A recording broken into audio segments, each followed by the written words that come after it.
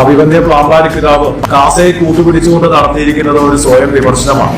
ഏതാനും ചില രൂപതകളിൽ അതിനെ നയിക്കുന്ന വൈദികരുടെ മികവ് കൊണ്ട് നല്ല രീതിയിൽ പോകുന്നതൊഴിച്ചാൽ കേരളത്തിലെ KCYM പ്രസ്ഥാനം എന്താണെന്ന് പിതാവിനെ നന്നായി അറിയാം.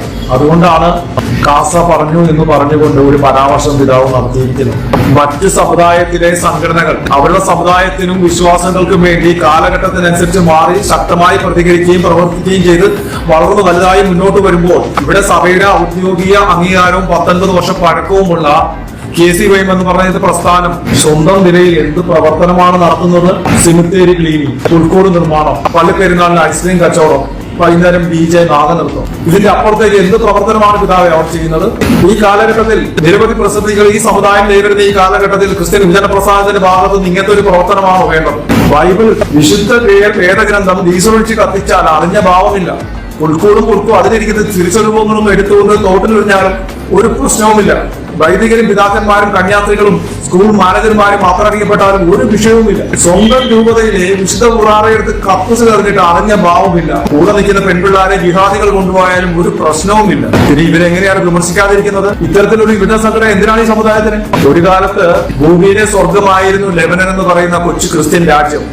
ഇന്ന് അത് ക്രിസ്ത്യാനികളുടെ ശവപ്പറമ്പാണ്. ആ ലെബനൻ പോലെ ഈ സമുദായം ഈ മണ്ണിൽ തകർന്നടിയാതിരിക്കണമെന്നുണ്ടെങ്കിൽ സമുദായത്തിനും വിശ്വാസത്തിനും സഭാ നേതൃത്വത്തിനും രാജ്യത്തിനും വേണ്ടി പ്രവർത്തിക്കുന്ന ചുറുചുറുപ്പുള്ള ഒരു യുവതലമുറ ഇവിടെ ഉണ്ടായി വരേണ്ടത് ഈ സമുദായത്തിന്റെ ആവശ്യമാണ്. അതിനുവേണ്ടി ആയിരിക്കണം KCYM എന്ന് പറയുന്ന പ്രസ്ഥാനം പ്രവർത്തിക്കേണ്ടത്. അല്ലാതെ യൂത്ത് ഫണ്ടിലേക്കും യൂത്ത് കോൺഗ്രസിലേക്കും SFIയിലേക്കും KCയിലേക്കും സ്ഥാനം പ്രതീക്ഷിച്ചിരിക്കുന്നവർക്ക് പരിശീലനം കൊടുക്കുന്ന എൻട്രൻസ് ക്യാമ്പായിട്ട് KCYMനെ മാറ്റരുത്.